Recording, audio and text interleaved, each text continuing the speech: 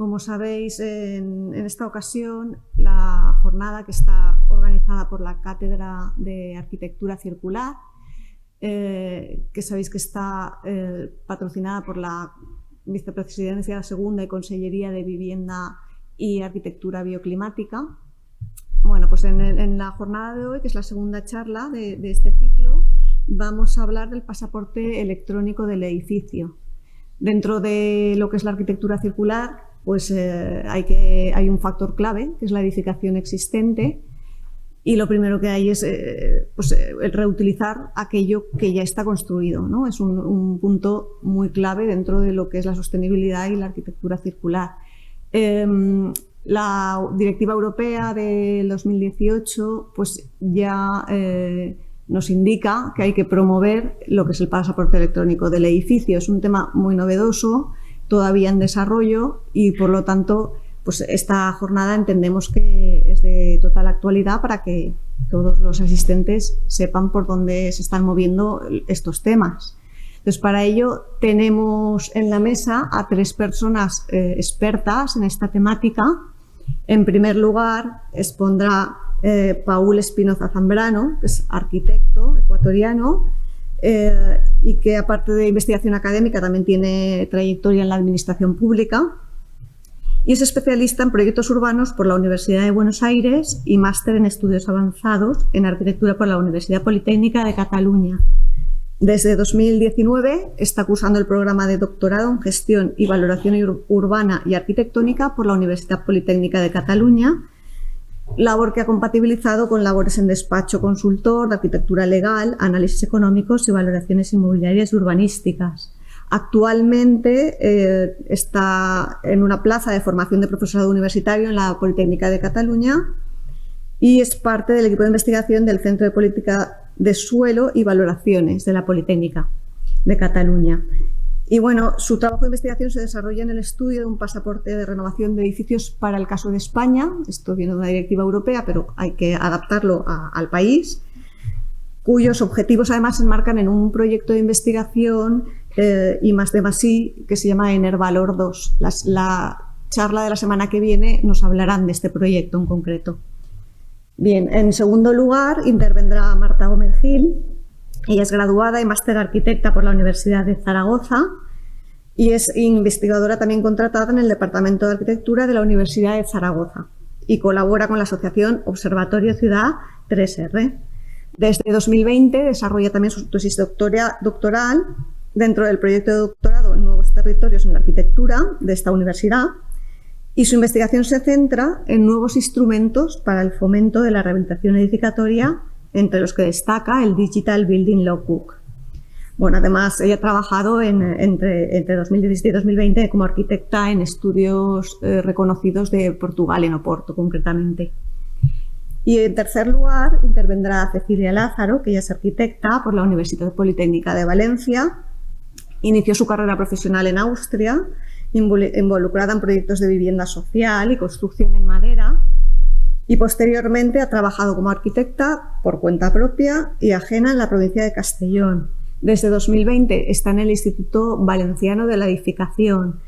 El Instituto Valenciano de la Edificación, como sabéis, es una fundación de interés público que está promovida por la misma consellería que promueve esta cátedra, la Vicepresidencia Segunda y Consellería de Vivienda y Arquitectura Bioclimática. Y nos va a hablar también de los avances que están haciendo en el Instituto Valenciano de la Edificación en este tema. Entonces, yo creo que va a ser una jornada muy interesante. Vamos a empezar, en primer lugar, en el orden de intervención que he mencionado, y posteriormente, acabadas las 3 ponencias, pasaremos a un turno de preguntas. Así que, Paul, cuando quieras, sí. Te voy a poner la presentación.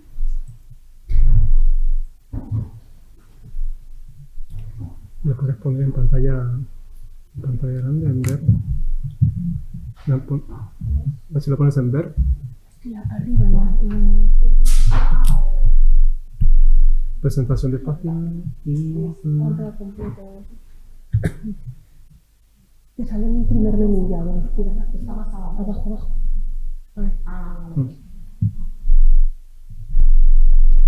Bien, buenas tardes a todos. Gracias, María José, por la invitación, y también a ustedes quienes nos están viendo aquí presencialmente y remoto. Yo les voy a hablar hoy día sobre el libro del edificio electrónico, que es un proyecto que hemos elaborado, como bien comentaba María José, como parte del paquete de trabajo número 6 del proyecto Enervalor 2, un proyecto competitivo cuyo investigador principal es mi tutor de tesis, el profesor Carlos Marmolejo, y también algunos avances que hemos realizado gracias a una subvención que hemos recibido de la Escuela de Administración Pública de Cataluña, ¿sí? En el que hemos hecho equipo con ciertas personas de la Administración Pública, el ICAEN, y también de la sociedad civil, en este caso de la empresa Minsight de Indra. La transición hacia una economía descarbonizada avanza a paso lento, eso es lo que todos lo sabemos, pero avanza, ¿sí? Así que podríamos incluso rastrear algunos eventos a nivel global, como el Protocolo de Kioto o mucho después el Acuerdo de París, ¿sí? En el cual pues ya se han establecido ciertos objetivos, ¿no?, para esta transición. En el caso de Europa, todas estas voluntades se han traducido en lo que se denominan directivas de eficiencia energética de edificios, ¿sí? Y estas a su vez se transponen a los Estados miembros, como España, por ejemplo, en el que se publican reales decretos, ¿sí? Reales decretos o evolucionan documentos como el Código Técnico de la Edificación. Así, por ejemplo, podríamos mencionar que en el 2007 se publicó el Real Decreto 47/2007, que ya hacía obligatorio los certificados de eficiencia energética para edificios de nueva construcción, y 6 años después, en el 2013, pues se hicieron obligatorios para los edificios existentes, ¿sí? Cuando se compren, se vendan o se alquilen. Pero no es hasta el 2018 cuando la Directiva 844 propone lo que vamos a ver en esta tarde, que son los pasaportes de renovación de edificios, ¿sí? Como una estrategia para la renovación de edificios a largo término y por etapas. Estos objetivos globales, también llamados los objetivos 2020, ¿no?, que son reducir un 20% las emisiones, aumentar un 20% la eficiencia energética o aumentar la demanda también un 20% de esta, pues para cumplir estos objetivos la Unión Europea pues ha establecido ciertas estrategias, ¿no? Dentro de esas estrategias pues tenemos la transparencia informativa, ¿sí?, que no es otra cosa que los mismos certificados, ¿sí? Mostrar a las personas qué tan eficientes son los edificios, ¿sí? Y por otro lado también tenemos criterios más rigurosos de diseño. Por ejemplo, desde diciembre de 2020 todos los edificios de obra nueva deben ser edificios de consumo energético casi nulo, ¿sí?, que deben estar por la calificación A o B. Así también hay incentivos fiscales para la edificación eficiente. Actualmente en España ya hay reducciones del IRPF o del impuesto a la construcción si integras estrategias de eficiencia energética, ¿sí? Y luego también hay estrategias a nivel europeo como el proyecto EMAP, que es una hipoteca verde, ¿sí?, específica para edificios sostenibles. Todo esto, todas estas estrategias pivotan alrededor de una hipótesis, ¿sí?, que mientras más eficiencia tengan los edificios, mayores beneficios van a tener, beneficios financieros y no financieros, ¿sí?, y que esto a su vez va a generar mayor inversión en ellos, porque es lo que la gente va a querer, va a estar más dispuesta a pagar por edificios eficientes. Pero esto, sobre el papel, pues es muy virtuoso. La realidad no lo es. ¿Sí? Entonces hay limitaciones. ¿Sí? Las limitaciones más fáciles de ver, por ejemplo, son las del certificado de eficiencia energética, ¿sí?, que tienen un impacto insuficiente en las decisiones de compra de las personas. El común de las personas, bajo edificios en igualdad de condiciones arquitectónicas, pues no toman en cuenta la certificación energética de estas para comprarlos. Asimismo, el EPC no propicia prácticas de renovación por sí solo. Es decir, una persona puede tener una vivienda que es categoría G y esto no le hace ni bien ni mal para comenzar a hacer una reforma en su vivienda, ¿sí?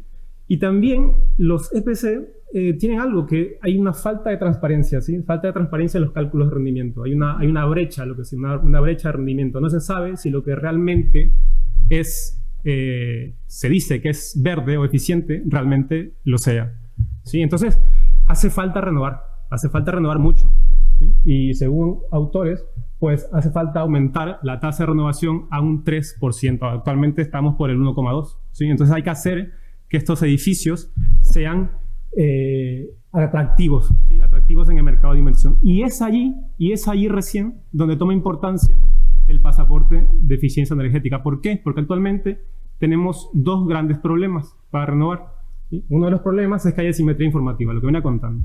A la gente le importa muy poco la eficiencia energética de sus edificios. Pero otra cosa es que aún haciendo a las personas sensibles acerca de la eficiencia energética, hace falta mucho dinero para renovar, para hacer renovaciones profundas de los edificios.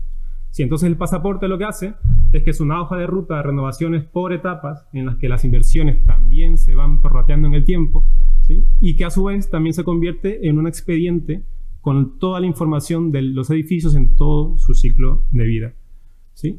¿Y por qué es importante un BRP en España? ¿Por qué es importante un pasaporte? Bueno, principalmente porque más de la mitad de nuestro parque inmobiliario, más de la mitad de nuestros edificios ha sido construido antes de 1980. ¿Sí? Son edificios viejos, son vetustos, ¿sí? Un envejecimiento significativo, ¿sí? Y entonces es importante incluir estrategias de renovación energética en esto.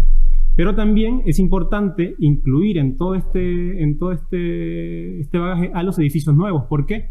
Porque los edificios nuevos, aun cuando ahora son eficientes, después de 50 años ya no lo serán. Entonces es necesario que también incluyamos a los edificios nuevos en estas estrategias para que en el futuro también sean parte, pues, tengan un pasaporte. Esto no es nuevo, ¿sí? El pasaporte no es algo que nos hemos inventado ahora en el 2018. Es algo que ya desde incluso 1997 en Alemania ya se hablaba de un Building Passport, que era otra cosa que lo que venimos hablando, un expediente, ¿sí? En que tengan todos los datos de los edificios. Actualmente hay tres estrategias o tres propuestas que son las más conocidas. Está el ISPF alemán, el P12 francés y el One in Pass belga. ¿Sí? Estos pasaportes están programados como esquemas voluntarios. ¿Qué quiere decir esto? Que el propietario, el usuario de la vivienda es el que tiene que comenzar toda la estrategia de renovación. Pero sí también hay algo muy importante. Todos los tres están orientados a políticas de renovación de viviendas unifamiliares. ¿Sí? Esto es importante de cara a la implantación del pasaporte en España, porque en España el grueso del parque inmobiliario es multifamiliar. ¿Sí? Los edificios se dividen en propiedades horizontales y cada vivienda pues tiene su propietario. Esto es muy difícil porque si bien para una casa, para un propietario es muy fácil decir quiero renovar mi vivienda, es muy difícil aquí en España que toda una comunidad de propietarios se ponga de acuerdo para renovar su edificio. ¿Sí? ¿Pero qué tenemos en España? ¿Qué tenemos para elaborar este pasaporte? Pues tenemos muchas cosas realmente. ¿Sí? Tenemos instrumentos existentes como el libro del edificio de obra nueva. Actualmente también existe el libro del edificio de obra existente. El informe de inspección técnica del edificio, que es este documento en el cual un técnico competente va y revisa cuáles son las deficiencias de los edificios existentes. La cédula de habitabilidad y también, como no puede ser de otra manera, el certificado de eficiencia energética. Pero también ya hay aportaciones teóricas, ¿sí? Acerca de la implantación de un pasaporte en España. ¿Sí? Tenemos, por ejemplo, el caso del pasaporte del edificio, que es una propuesta del Green Building Council, ¿sí? O también el pasaporte energético, que es de la Fundación La Casa que Ahorra y que ha hecho un excelente trabajo sobre aportaciones de índole normativa. ¿Sí?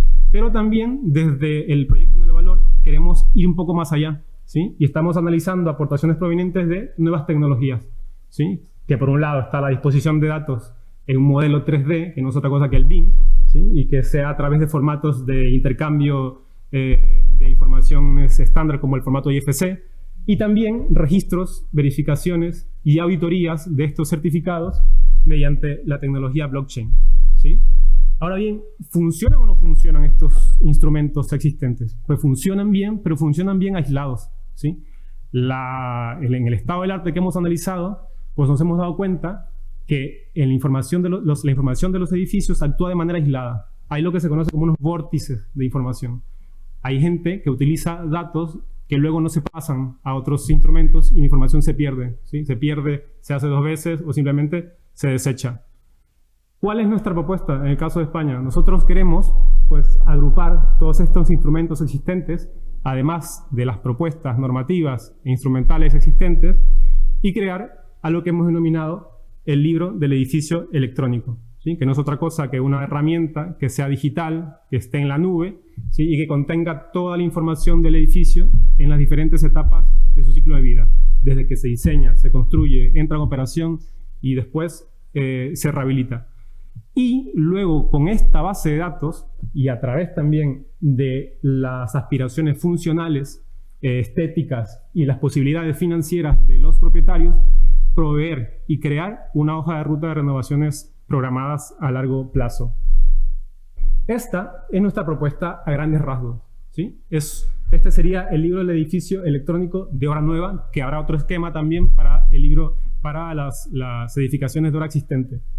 Se compone de 3 grandes apartados. Un primer apartado, el más grande, que es la estructura de datos interconectados, que hemos desgranado todos los instrumentos existentes, ¿sí? Y los hemos agrupado en 5 paquetes. El paquete de datos técnicos y físicos, el paquete de datos jurídicos, el paquete de identificación de deficiencias del edificio, el paquete de actuaciones puntuales, que esto no estaba en ningún lado hasta el momento, y luego un quinto paquete que es la programación y mantenimiento del edificio o de la vivienda.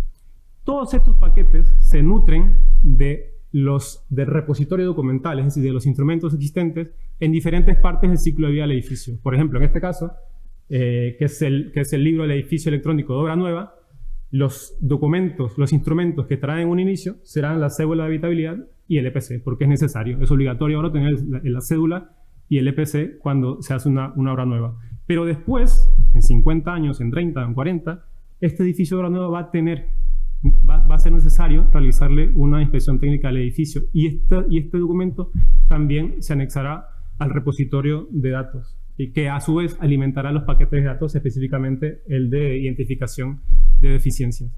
Y es a través de esta estructura de datos que es donde proponemos, ahí sí, la hoja de ruta de renovaciones programadas. Pero esta hoja de ruta de renovaciones programadas no es simplemente una hoja, ¿sí? Esto también tiene actores y también tiene procesos. Hemos definido que en la hoja de ruta programada interactúen 4 actores. Por un lado está, como no puede ser de otra manera, el propietario, el usuario del edificio, que es el que está interesado en que esta hoja de ruta inicie. Y después tenemos lo que se conoce ahora como la ventanilla única, las one-stop shop, o que sería como una evolución de lo que ahora existe, que son las oficinas técnicas de rehabilitación, ¿sí? Y que harían el acompañamiento a los interesados, pero también darían otros servicios, como por ejemplo la búsqueda de técnicos que puedan hacer los análisis de proyectos o memorias técnicas, ¿sí? La identificación de mejoras estratégicas y los análisis de coste-beneficio, licitación de las obras que se realicen, la búsqueda de financiamiento en el caso de que existan ayudas, subvenciones o créditos para la renovación, ¿sí? Y también la recepción y ejecución de las garantías legales y contractuales cuando realicen estas mejoras. Y también parte de los servicios de esta ventanilla única será también definir quién será el técnico de cabecera. Es este nuevo agente, ahora que también se llama el agente rehabilitador, que será el encargado de realizar las memorias o los proyectos técnicos dependiendo de la envergadura del proyecto. Y finalmente un cuarto actor, que es el instalador o la compañía constructora, que será el que ejecutará las recomendaciones del técnico de cabecera. Estos 4 actores van a interactuar en todo el proceso que hemos definido, un proceso de 7 pasos de la hoja de ruta, que será iterativo. Cada vez que se ejecute una reforma, pues habrá una evaluación de esta para continuar con la siguiente etapa. Hasta aquí, digamos, que hemos visto cuáles son los datos que necesitamos para crear un pasaporte, un libro del edificio electrónico. Sí, pero aparte de eso también hay que analizar cómo se va a gobernar, quién lo va a custodiar, ¿sí?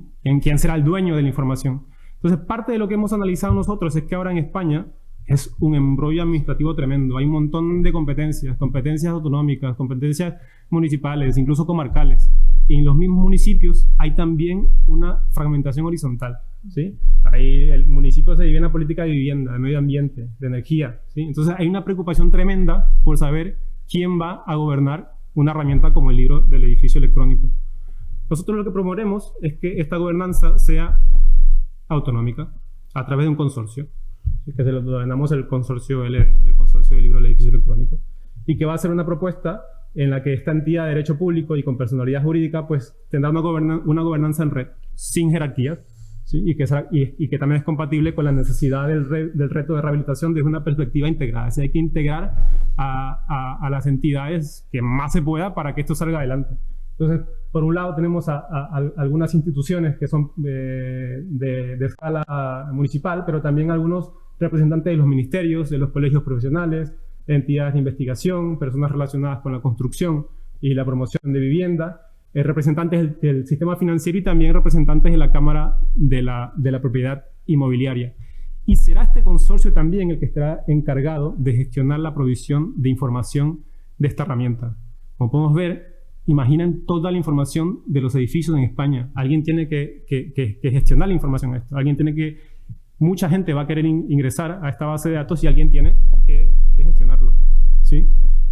Para esta gestión también la hemos dividido en una gestión multiescalar.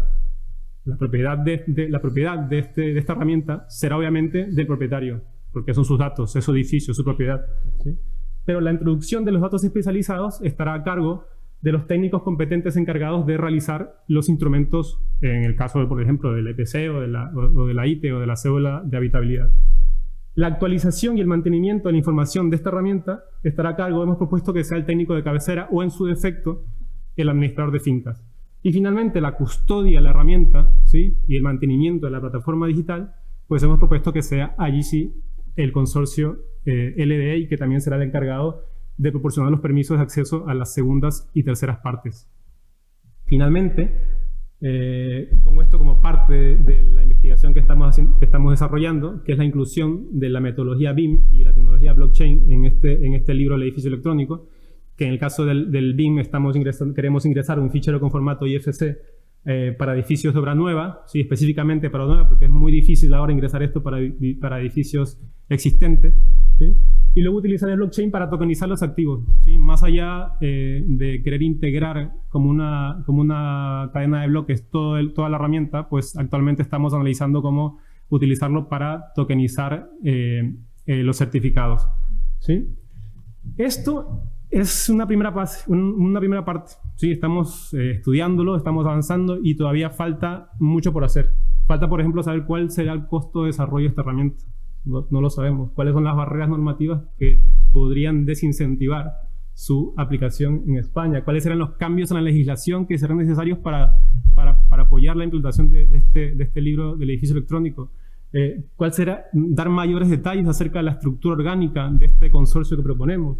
O también el estudio de las políticas BIM en España. Actualmente, para proyectos de vivienda es voluntario. Necesitamos que estudiar cómo podríamos hacer para que el BIM ingrese obligatoriamente a los proyectos de vivienda y que también esto sirva, ¿no?, para implementar el libro. Y finalmente, hace falta, que estamos también estudiando, la integración de nuevos paquetes de información en esta estructura de datos interconectados. Una de las que nos interesa muchísimo es el paquete de análisis financiero de los inmuebles, ya que cada vez que se invierta en una mejora de eficiencia energética, el inmueble va a subir de valor, ¿sí? Va a subir de valor. Entonces necesitamos saber cómo evaluar ese incremento de valor cada vez que se ejecuta una mejora. Yo espero que esto les haya interesado mucho, ¿sí? Entonces, para ampliar lo que les he comentado hasta ahora, hemos publicado hace unos meses un artículo en Informes de la Construcción y en pocos días también se publicará el informe que hemos realizado gracias a la subvención de la Escuela de Administración Pública. Finalizar diciendo que actualmente el estudio de un libro del edificio electrónico ya no está en el plano de lo necesario o no necesario. Es inevitable, hay que hacerlo ahora y a más tardar antes de 2024. Muchas gracias.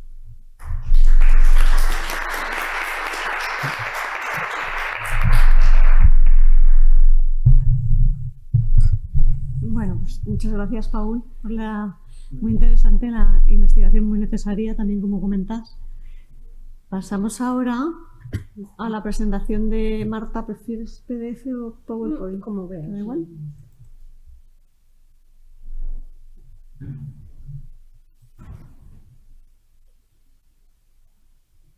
Vale. Cuando quieras, Marta. Bueno, pues buenas tardes a todos. Soy Marta Gómez Gil, de la Universidad de Zaragoza, como os ha comentado ya María José, y yo os voy a hablar del Digital Building Logbook y su contribución a la descarbonización del parque edificado.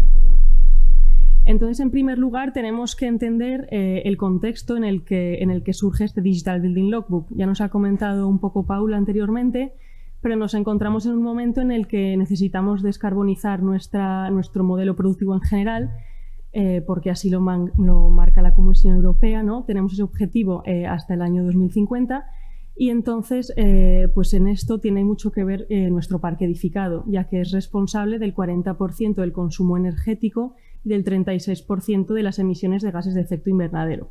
Por lo tanto, se hace evidente que se debe intervenir en ese parque edificado para cumplir los objetivos de descarbonización.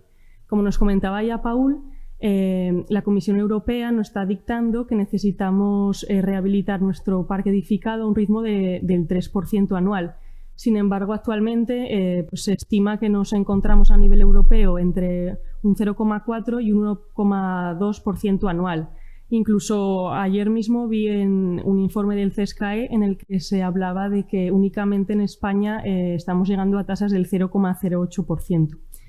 Entonces esto pues obviamente se tiene que repensar, ¿no? ¿Por qué ocurre?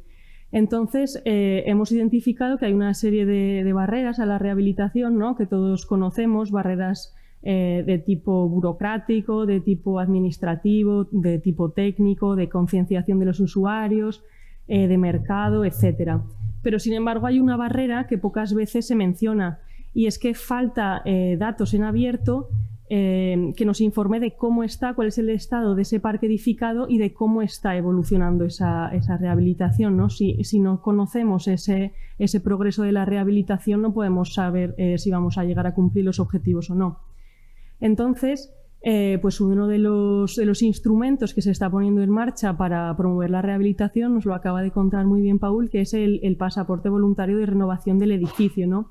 Que como él nos explicaba se compone de dos partes. Por un lado ese repositorio de información que almacena todos esos documentos, que es el Digital Building Logbook, y por otro lado la hoja de rehabilitación, ¿no? De renovación del edificio, que tiene esa misión de guiar al propietario para rehabilitar su edificio por etapas, ¿no? Paso a paso.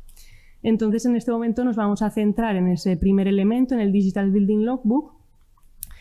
Y bueno, lo primero que queremos hacer es ver el estado del arte, ¿no? ¿Qué iniciativas existen actualmente?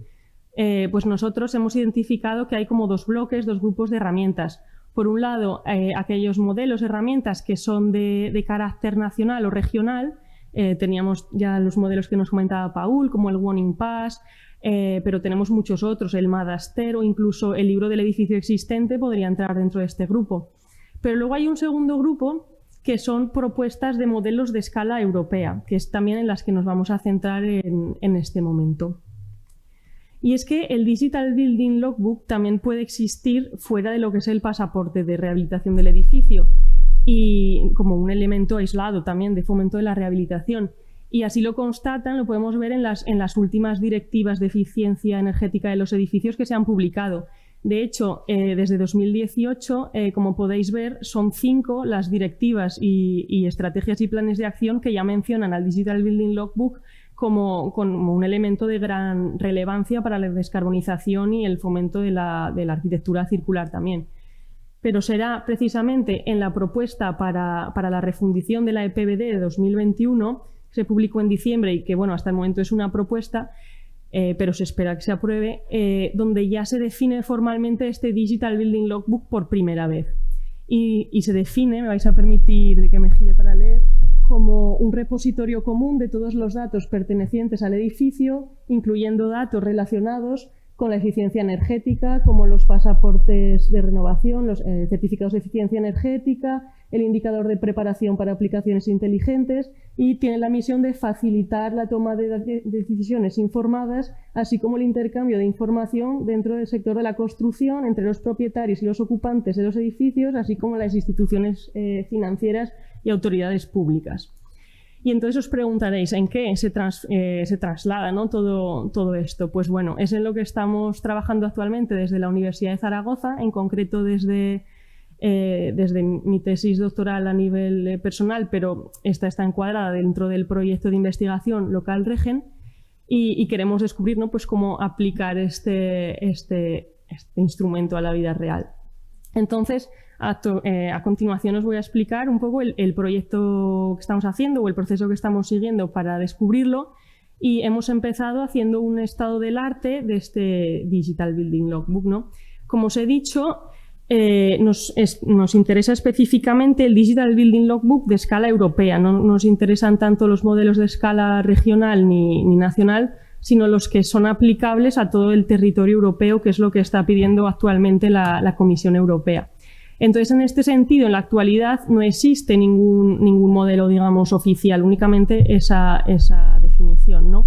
Pero sí que hay una serie de estudios previos, de proyectos que han ido surgiendo en el ámbito académico, sobre todo, que son los que os pongo ahí en la columna de la izquierda, que son proyectos frutos de convocatorias Horizon 2020 y destacan 3 en concreto: el proyecto iBroad, el proyecto Aldren y el Extendo.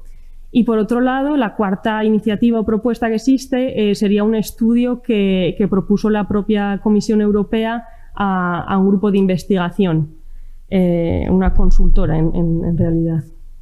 Entonces lo que hicimos una vez identificados estas iniciativas fue estudiarlas en torno a 7 parámetros en concreto, y bueno, os dejo ahí un artículo por si puede ser del interés de alguien, pero estudiamos las referencias que se habían utilizado para definir cada uno de los modelos, los agentes que se habían considerado, las necesidades de los potenciales usuarios, la estructura o indicadores que debería recoger, las fuentes que nutrirían de datos al Digital Building Logbook, las funcionalidades que debería tener y cómo funciona, ¿no? Y lo que nos dimos cuenta es que no había consenso en ningún aspecto entre estas cuatro iniciativas, con lo cual había muchísimo trabajo aún por hacer, y nos planteamos comenzar desde el paso más básico que podíamos encontrar, que es, bueno, tenemos aquí un conjunto de cosas y de personas que no se ponen de acuerdo. ¿Qué vamos a hacer? Pues bueno, vamos a definir realmente para qué queremos que se utilice este instrumento. Y llegamos a la conclusión obvia de que debería contribuir a impulsar la rehabilitación energética. ¿Y qué necesitamos para eso? Pues encontramos como otros 3 subobjetivos, ¿no? Nos tiene que permitir obtener datos para planificar esa hoja de ruta de la rehabilitación, pero también para crear un plan de mantenimiento del edificio, ¿no? Porque, como nos comentaba Paul, para mantener las condiciones de eficiencia energética de un edificio en el tiempo es necesario realizarle una serie de mantenimientos, si no las instalaciones acaban por perder, ¿no?, eficiencia. Y por último, pero no menos importante, necesitábamos que nos proporcionaran datos para medir el progreso de la rehabilitación, porque actualmente también la Comisión Europea nos dice que uno de los objetivos es ir midiendo año a año cómo evoluciona la rehabilitación, pero resulta que no hay datos, ¿no? Proponen una serie de indicadores que no se pueden recopilar por falta de datos. Pues esta es una oportunidad magnífica para recopilarlos. Una vez que teníamos claro qué queríamos hacer con ese instrumento, teníamos que saber qué indicadores necesitábamos recopilar, ¿no? Y esto es una de las cosas en las que nos encontramos inmersos actualmente, entonces no os puedo dar una conclusión, pero sabemos que tenemos varios tipos de datos. Por un lado, en relación con los objetivos de creación de una hoja de ruta y de un plan de mantenimiento, pues necesitaremos obviamente datos básicos sobre la edificación, ¿no? A nivel de temperaturas operativas, a nivel de instalaciones y sistemas, a nivel de accesibilidad, de condiciones de confort, de pobreza energética. Pero además de eso también necesitaremos otra serie de indicadores más ligados a todos los objetivos que incluye el objetivo final de la descarbonización, que eso actualmente no existen. Y por último, pues también queríamos incluir indicadores que se hayan considerado relevantes en las otras 4 iniciativas anteriores, que obviamente también se deben tener en cuenta. Una vez que se definen los indicadores, ¿no?, pues lo siguiente sería ver con qué fuentes de información contamos. Y ahí tenemos como 2 bloques también: fuentes de datos existentes, también nos lo ha comentado Paul, y por otro lado fuentes futuras o no tan futuras, que ya están empezando a entrar, ¿no?, en el ámbito de la arquitectura. Entonces, relativamente a las fuentes existentes, en España tenemos, pues como sabréis, fuentes de carácter administrativo y de datos generales, ¿no?, como pueden ser el catastro y el registro de la propiedad, ¿no?, ambos de ámbito nacional. Pero luego también tenemos otras fuentes de escala menor, como los registros de los certificados energéticos, que actualmente están delegados los registros en el ámbito autonómico, aunque también la ley exige que se haga un registro nacional. Y además de eso tendríamos registros de la ITE y del IEE, que estos serán de carácter o local o autonómico según el instrumento, como supongo que sabréis. Luego también tenemos otros instrumentos de escala de edificio, como el libro del edificio y el libro del edificio existente, que está actualmente tan de moda. Y por último, algunas bases de datos de ámbito local que cada ayuntamiento, pues, de forma autónoma ha decidido implementar. Pero luego, quizá incluso sea más interesante, hemos identificado que hay nuevas fuentes de información ligadas a nuevas tecnologías, ¿no?, que están entrando en el mundo de la arquitectura, como digo. Y aquí hemos encontrado otros dos bloques. Por un lado, nuevas tecnologías aplicadas a la adquisición y a la gestión de datos, y un segundo bloque, que son nuevas herramientas propuestas desde la Unión Europea, también para fomentar la circularidad y la eficiencia energética de los edificios. Respecto al primer bloque, al de nuevas tecnologías, hemos visto que hay como tres sistemas, tres tecnologías muy relevantes, que serían el laser scanner o 3D scanner, como lo queráis llamar, que nos permite, a través de un dispositivo emisor de láser, realizar nubes de puntos de los edificios, los cuales, al pasar por un tratamiento de datos, nos permiten obtener tanto levantamientos arquitectónicos como modelos 3D de alta calidad, y nos permiten también, cuando son montados sobre un medio aéreo, por ejemplo un dron, un helicóptero ya en casos más extremos, analizar la totalidad del edificio y detectar incluso patologías y fallos en puntos inaccesibles del edificio. Un segundo sistema o método sería el Smart Monitoring, que con esto nos referimos a la instalación de un sistema de monitorización, ¿no?, a través de sensores. Sabéis que hay sensores en el mercado actualmente para medir casi cualquier cosa: temperatura, humedad relativa, concentraciones de CO2, consumos energéticos y demás, ¿no? Y lo interesante es que esos datos, a través de Internet de las Cosas, pueden ser transferidos a cualquier tipo de dispositivo en el cual se pueden almacenar y analizar. Y de hecho, cuando se combinan estos datos con inteligencia artificial, podemos conseguir cosas tan interesantes como una optimización automática de los sistemas del edificio. Y por último, el Digital Twin, que sucede cuando tenemos un edificio existente modelado en BIM, y que es, digamos, el modelo de un edificio real, y al edificio real le instalamos una serie de sensores. Entonces los datos de los sensores son traspasados al modelo que tenemos en BIM, creando un gemelo digital del edificio, que también nos permite conseguir una cantidad muy grande de información sobre el edificio. Y el segundo bloque de instrumentos serían lo que tienen que ver con los marcos normativos de la Unión Europea, que vienen ahí también en un futuro próximo y deberéis conocer, que son el Smart Readiness Indicator, que nos permite conocer, digamos, la capacidad de digitalización de un edificio en torno y de estar preparado para las aplicaciones inteligentes, y que tiene, pues, tres vertientes principales, como dar respuesta a las necesidades de los usuarios, optimizar la eficiencia energética de los edificios y interactuar con la red eléctrica. Esto también nos permite obtener muchísima información sobre el edificio, no solo inteligente, pero también de las propias instalaciones individualmente. Además de ello está el marco Levels, que nos permite hacer una evaluación de la sostenibilidad del todo el ciclo de vida de un edificio, y el Digital Product Passport, que es pues como su nombre indica, un pasaporte digital que nos da toda la información disponible sobre un determinado material, permitiéndonos hacer lecciones más inteligentes desde el punto de vista de la sostenibilidad, pues, para nuestros edificios. Y todas estas fuentes que os he contado nos permiten recopilar una cantidad de información gigante sobre los edificios. De hecho, nosotros, uno de los trabajos que hicimos anteriormente fue ver cuáles eran los indicadores o la información que las 4 iniciativas existentes nos proponían, y seleccionar aquellos que proponían como interesantes más del 50% de esas iniciativas. Y nos salieron esos 83 que veis ahí, y que los dividimos nosotros en 6 categorías. Entonces vimos que con las fuentes existentes podíamos recopilar en torno al 40% de esos indicadores. Pero cuando incluíamos estas nuevas tecnologías conseguíamos llegar casi al 90%, el 88% de los indicadores, lo cual nos da la idea de la potencia de estos sistemas. Y de hecho, además de esos indicadores considerados relevantes, también nos aportan muchísima más información sobre los edificios, ¿no? Incluso útiles para realizar simulaciones energéticas y mucho más allá de lo que es el propio Digital Building Logbook. Bueno, el cuarto paso que seguimos ya y último en el diseño del Digital Building Logbook fue pensar, una vez que tenemos todos estos datos, que sabemos de dónde vienen y demás, cómo se traduce esto a una aplicación informática, ¿no?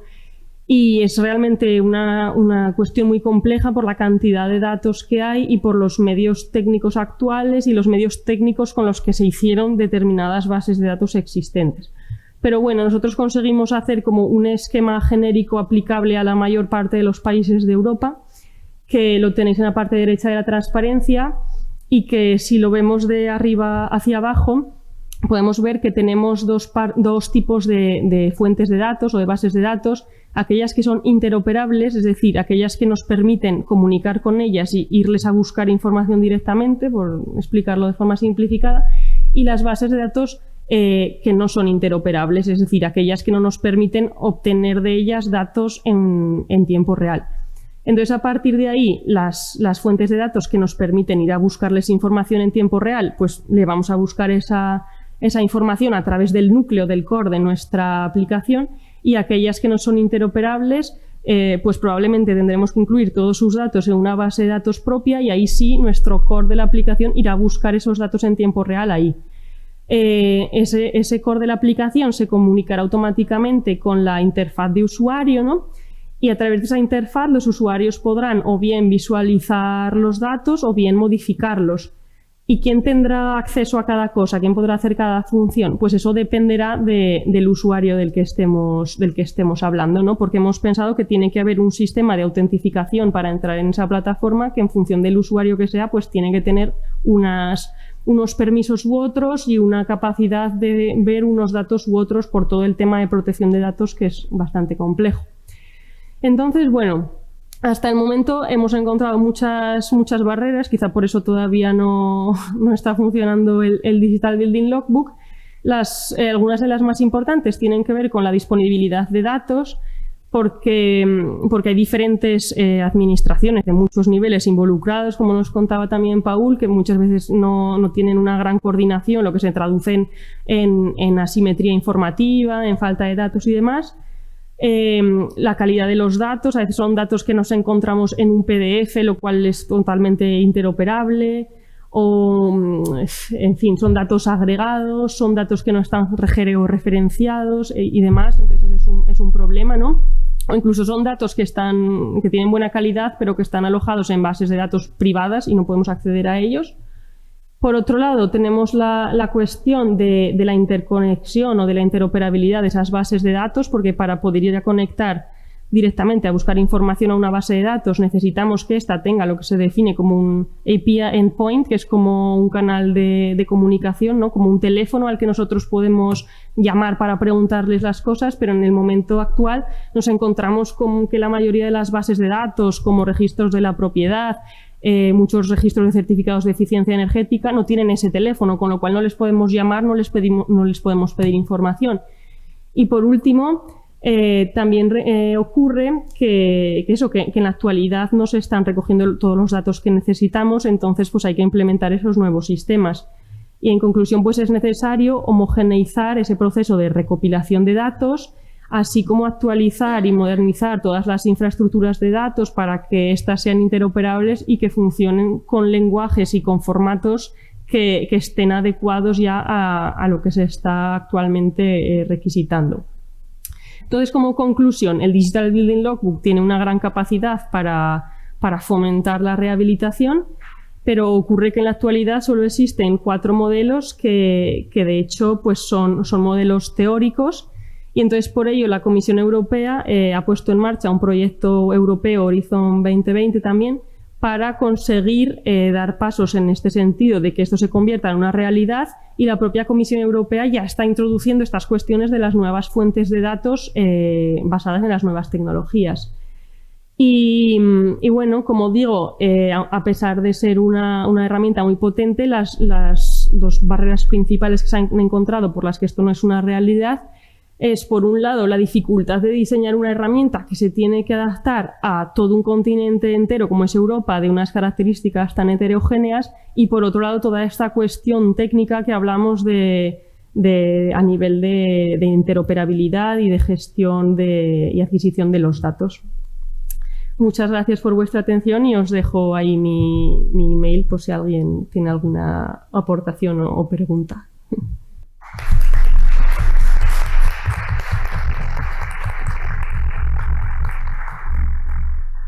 Bueno, pues muchas gracias, Marta, por tu aportación. Tiene ahora la palabra Cecilia Lázaro, del Instituto Valenciano de la Edificación. Ponemos su presentación.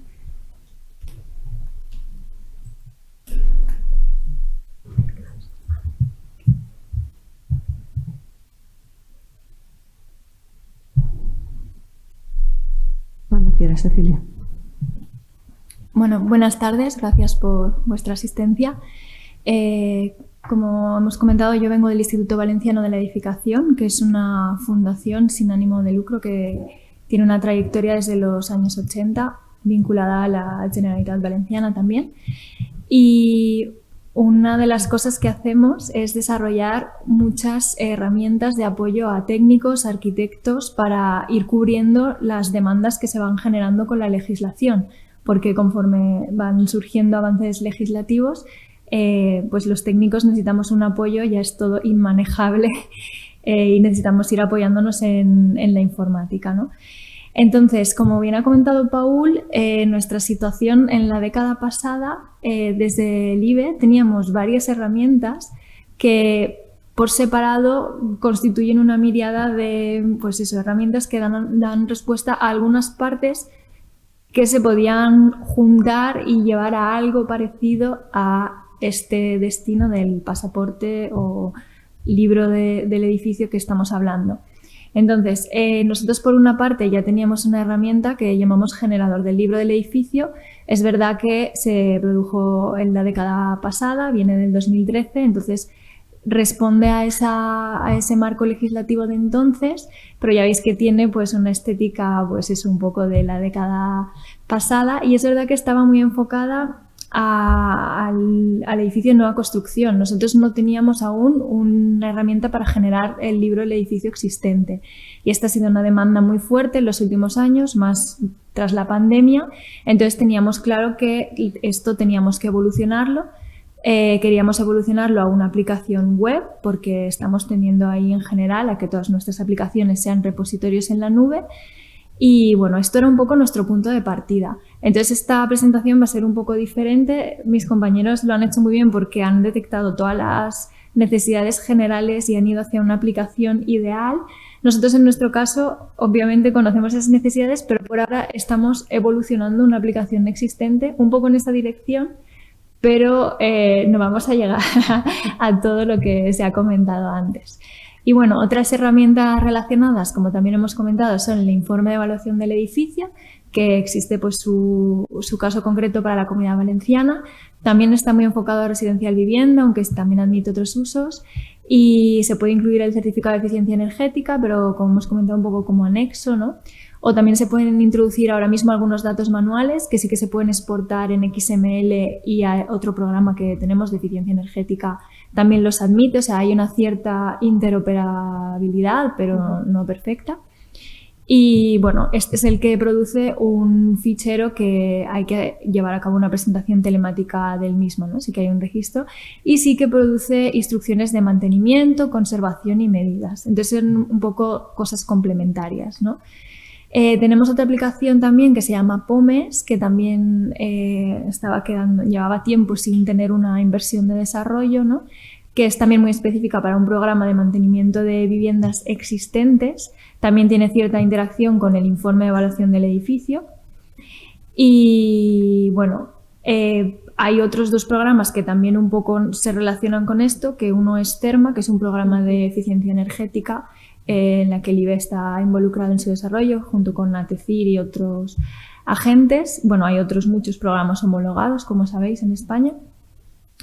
Y bueno, también tenemos otra casuística completamente diferente con una base de datos de la construcción que usan los técnicos en la Comunidad Valenciana, bueno, o en toda España, para elaborar presupuestos. Y esta es una de las primeras aplicaciones que evolucionamos de ser una cosa que te bajabas, instalabas con una licencia a un sistema online que está en la nube, cualquiera puede acceder, es súper operativo con el formato estándar, que es el FIE-BDC, que produce los ficheros BC3. Y después de esta experiencia pues estamos súper convencidos de ir pasándolo todo a la nube, ¿no? Entonces, ¿qué es lo que queríamos hacer? Un nuevo libro del edificio y es una versión web que tenemos en desarrollo. No sabemos, no corresponde exactamente porque hoy en esta charla ya hemos usado muchos nombres. Para esta hemos usado el pasaporte del edificio, pero también hemos hablado del pasaporte de productos, está el logbook, está también el libro del edificio electrónico. Hay varias cosas que se superponen, ¿no? Entonces, en nuestro caso esto a lo mejor es un poco ambicioso decir que puede cubrir todo eso. Por nuestra parte, por ahora, esto es una evolución del libro del edificio que teníamos, sobre todo para dar demanda a lo más importante, que es que pudiera admitir la rehabilitación, porque en este momento es fundamental. Entonces, bueno, pues está bastante enfocado a vivienda también, pero como decíamos, los planes de recuperación, transformación y resiliencia han condicionado mucho las ayudas y luego también cómo lo han desarrollado las comunidades autónomas a este libro del edificio para rehabilitación no existente. Entonces hemos querido ir un poco por ahí. Tiene mucha importancia la rehabilitación energética, como hemos comentado, porque como el objetivo es la descarbonización, obviamente todo el mantenimiento, pero sobre todo el tema de la eficiencia energética es muy protagonista. Y bueno, pues nuestra intención ha sido eso, es ir convirtiéndolo en una aplicación informática operativa. Entonces os vamos a enseñar un poco por dónde estamos llevándolo. Como ya os he comentado, lo hemos dividido en 3 partes diferenciadas: para nueva construcción, para rehabilitación y otro apartado de consulta y registro de las operaciones de mantenimiento. Y este esquemita es un poco nuestra hoja de ruta. ¿Cuáles han sido las novedades más importantes que hemos intentado contemplar para que vaya un poco en toda esta dirección? Por una parte, eso, que sea online, sin ninguna instalación, que haya también varias modalidades de acceso. Nosotros por ahora tenemos un técnico redactor que puede obviamente trastear y un usuario que está más enfocado a seguir el mantenimiento. Produce un calendario de mantenimiento y conservación que tiene muchas operaciones predeterminadas que ya están contempladas, ¿no? También hay un repositorio, hay diferentes niveles, como hemos comentado, que en España la unifamiliar no está tan presente a lo mejor como la multifamiliar. Entonces está el nivel de la información global del edificio, donde ahí sí que es la comunidad de propietarios la que manda, y también un estrato particularizado para cada vivienda. Como hemos comentado, tanto el edificio existente como de nueva construcción. Hemos introducido la novedad de una ayuda para elaborar el plan de emergencia, que también pensamos que es una innovación bastante importante porque se está pidiendo. Bueno, las mejoras que ya teníamos las hemos ampliado bastante. Y sí que interacciona con el informe de evaluación del edificio, puede importar sus recomendaciones y sí que interaccionará con algo que voy a explicar ahora, que es nuestro banco de datos medioambientales, que está también en desarrollo, ¿vale? Entonces os voy a enseñar algunos apartados. Esto es un poco más como más bajar a lo concreto de cómo un técnico, en este caso de nuestra comunidad, pues puede intentar dar respuesta a algo parecido a estas necesidades que se están generando. Como os comentaba, para las instrucciones de uso, las novedades que hay, pues tanto en el de nueva construcción como en el de rehabilitación, para el uso y mantenimiento tenemos unas instrucciones muy codificadas, pero a la vez muy personalizables, para que el técnico no tenga gran dificultad y pueda organizarlo más o menos a su voluntad. Y bueno, tenemos la posibilidad también de añadir las recomendaciones de utilización y sobre todo se produce el programa de mantenimiento con una vista a 30 años en la que es el técnico el que puede ir editando pues, las acciones, sus periodicidades, su fecha de inicio, y eso es lo que luego el usuario puede ver para tener una hoja de ruta más clara. El plan de emergencia, como hemos comentado, hemos introducido un nuevo apartado, es bastante personalizable y se produce pues, un plan de emergencia al ir introduciendo las acciones antes. Y otra gran novedad que estamos en proceso de intentar casar un poco es que nuestra base de datos de la construcción, que es una base de datos muy orientada en su principio para hacer presupuestos, en la que hay diferentes unidades de obra o partidas con su descripción, son paramétricas, significa que podéis elegir entre diferentes opciones y lo que pasaba habitualmente es que era una base de datos enfocada a precios. Se elegían las opciones de un elemento constructivo y aparecía un precio en euros. Y en lo que hemos estado trabajando en los últimos años es en implementar también indicadores ambientales, un poco en la línea del marco Levels que habéis comentado también. Es un trabajo titánico, pero dentro de poco ya tendremos esa opción de que cuando haya un presupuesto, un BC3, que te diga que tu proyecto cuesta 3 millones de euros, pues también te dirá que te cuesta 50 toneladas de CO2 que se emiten a la atmósfera o bueno, algunos indicadores ambientales que estamos en proceso de ir implementando.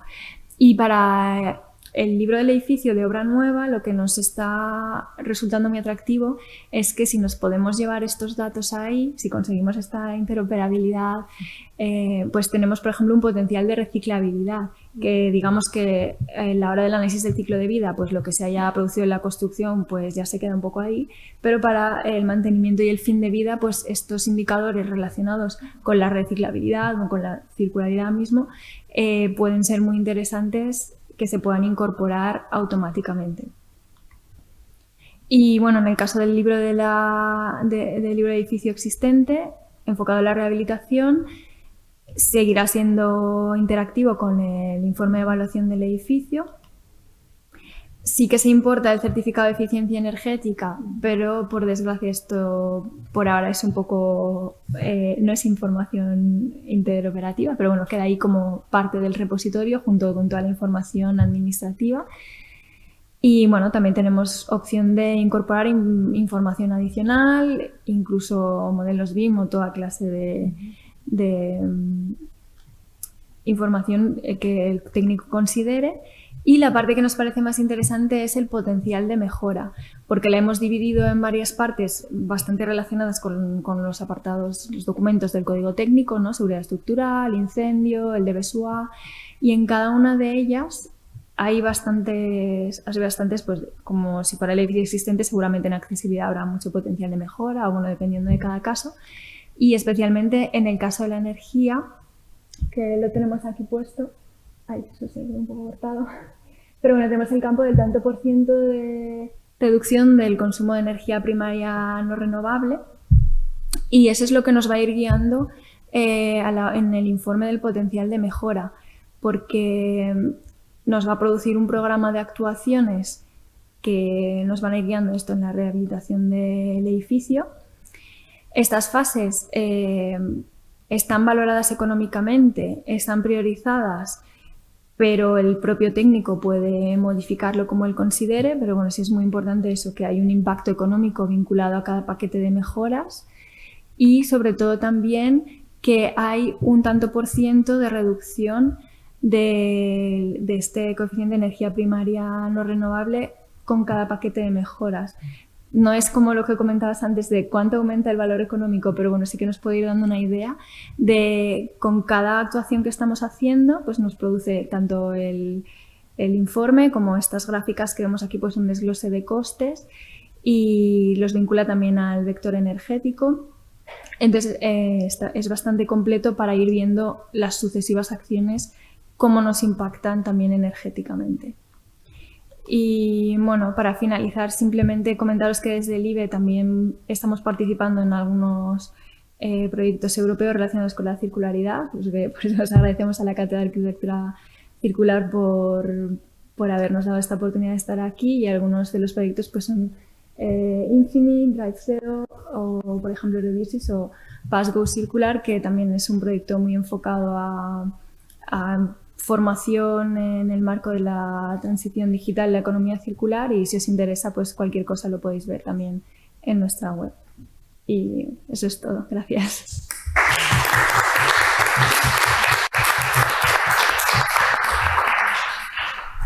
Bueno, pues muchas gracias también, Cecilia. Gracias a los tres por las intervenciones. Yo creo que hemos visto una recopilación desde un punto de vista más académico de cuál es el estado del arte de la cuestión, qué cosas existen que pueden ayudar para promover este tipo de herramientas, cuáles son las dificultades que nos encontramos, y como han comentado, pues esto para 2024 debería de estar listo, y las dificultades no son pocas, ¿no? por lo que vemos. Pero bueno, hay personas como ellos trabajando en esto activamente, y yo creo que al final la realidad se impondrá, ¿no? Y cuando algo se necesita, pues al final llegará llegando a buen término.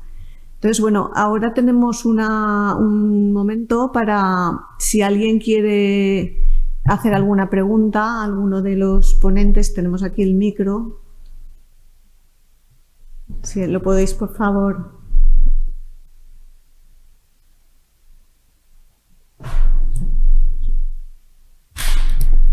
Tengo que estar en verde aquí.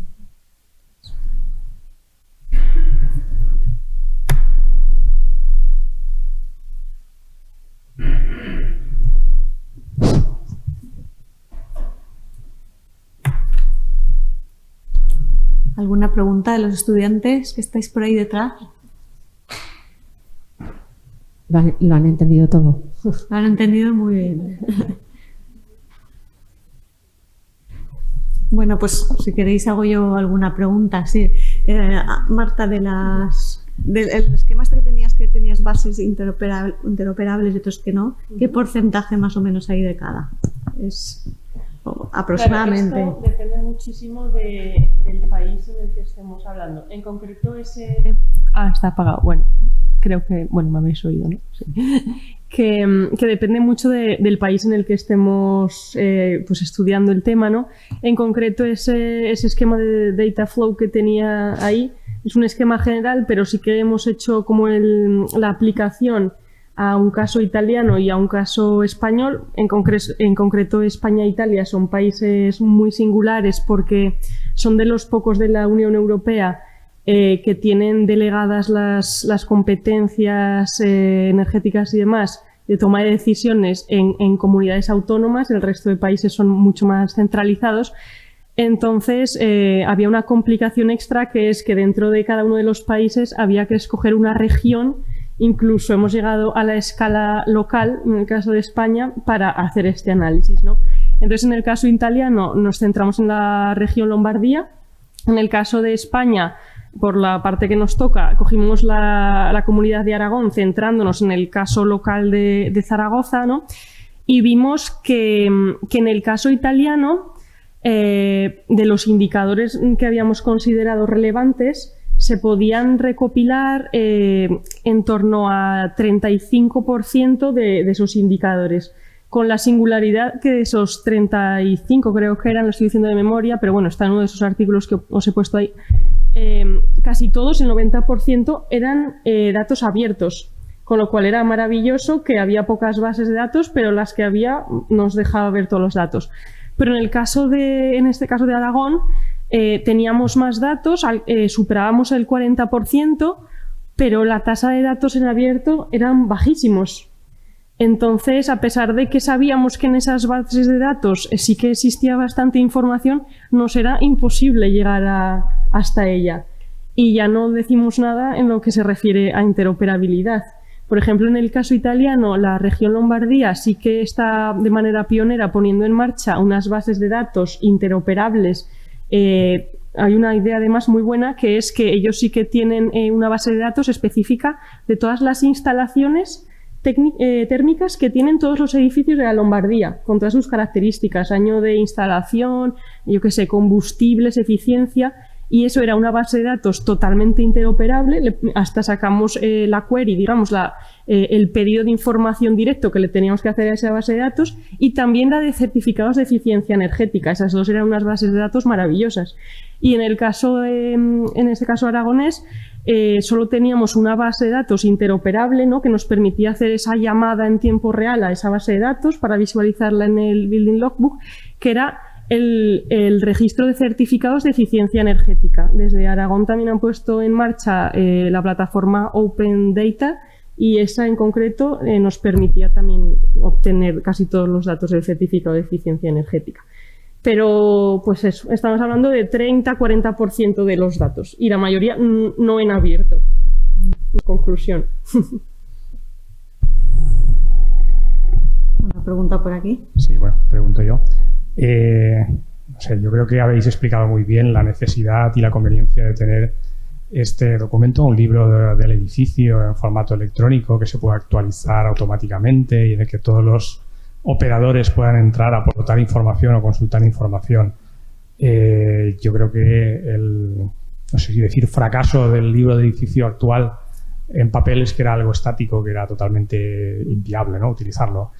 Entonces, no sé si con la información que tenéis perspectivas de cuánto podría funcionar esto. Tenemos en el operativo un libro del edificio electrónico que funcionara, fuera más o menos interoperativo y demás, resolviendo parte de estos problemas de interconexión de bases de datos y demás.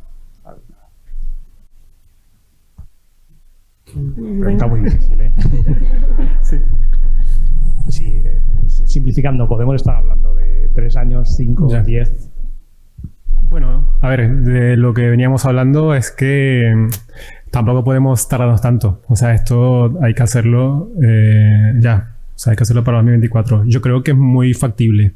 A ver, creo yo que la parte más fácil, si podría llamarse fácil, sería la cuestión de la interoperabilidad de los datos.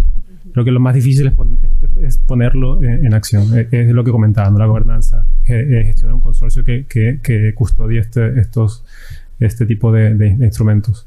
Porque, claro, ver más allá, como bien comentaba Marta, si es que tenemos datos o si están abiertos o no. Bueno, es una cuestión de hablarlo, ¿no? Y los que están cerrados, pues abrirlo, ese tipo de cosas, ¿no? Porque, claro, porque al fin y al cabo es una cuestión que debe llegar a un puerto o sea, a una escala muy temprana, ¿sí? Pero de allí, aunque tengamos los datos y se pueda crear estructuralmente en cuestión de datos una herramienta como esta, pues si no existen las instituciones que puedan tirar adelante esto, que aunque ya esté hecho, pues no podemos llegar a ningún lado, ¿sí? Sobre todo eso. Luego hay otra cuestión que se estaba barajando que, bueno, podría ser que este Digital Building Logbook funcionara dentro de alguna base de datos ya existente, ¿no? Esto hasta fue otra persona de otra universidad que nos dio esta pincelada y nos pareció muy interesante. Eso, ¿por qué no anidar esta herramienta, ¿no?, en alguna que ya exista, y así aventajaremos un poquito en todo el tema de ligar todos esos datos, ¿no? Por lo menos anidarla en una infraestructura que ya exista. Y bueno, pues también es una cosa que estamos barajando y que a lo mejor podría llegar a simplificar cuestiones, ¿no?, de protección de datos y demás, y ya están contempladas en algo que exista, pero hay que ver en qué base de datos y cómo, ¿no? Esa es la cuestión. Sí, tenemos una pregunta en el chat. Nos dice: gracias por las intervenciones, han sido muy interesantes. Pienso que todos los edificios deberían tener esta información, identificando el potencial de mejora de cada edificio. ¿Pensáis que esto es algo factible? ¿Que las comunidades de propietarios están concienciadas de su importancia? Y ahora en la pregunta más difícil, ¿dispuestas a pagar por ello y por rehabilitar el edificio para su mejora energética?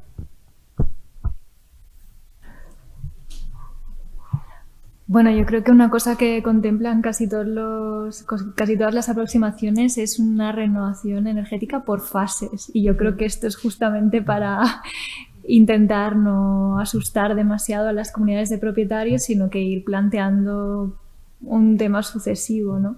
Que a lo mejor puede ser el único abordaje de la cuestión.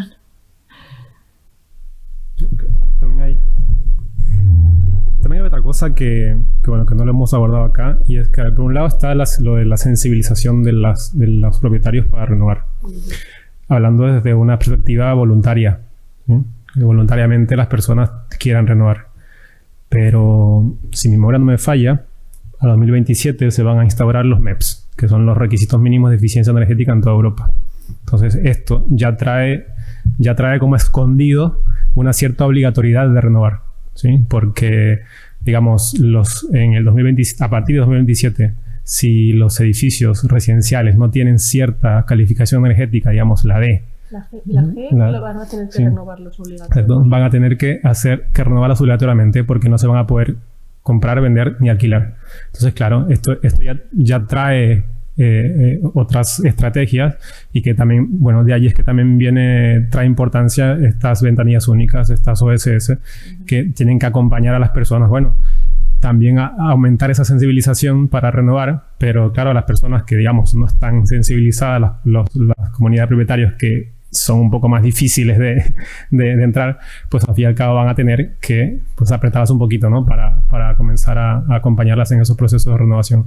Ahora, que también, bueno, les comentaba la compañera que esto de que sea una renovación por fases, pues también ayuda a que las personas se tiren, ¿no? a la ola de renovación, ¿sí? Ahora, que de otra cosa aquí en España, pues se habla mucho de la reducción del aumento del ahorro, ¿no? en la factura de la luz, ¿sí? Aquí en España, digamos que esto es un poco más reducido que en los países nórdicos europeos, porque que tienen inviernos más fuertes, y que por tanto un proceso de renovación de aislamiento de sus viviendas, pues se traduce en una factura más reducida. Aquí en España, digamos que eso no cala tanto, y que más bien hay que abordar los beneficios no financieros de las renovaciones, es decir, confort, salud, mayor calidad de vida, este tipo de cosas, y que, bueno, termina siendo mucho más difícil, ¿no? Concientizar a la gente con decirle, a ver, no es que vas a ahorrar tanto, solamente vas a aumentar tu calidad de vida, solamente, ¿no?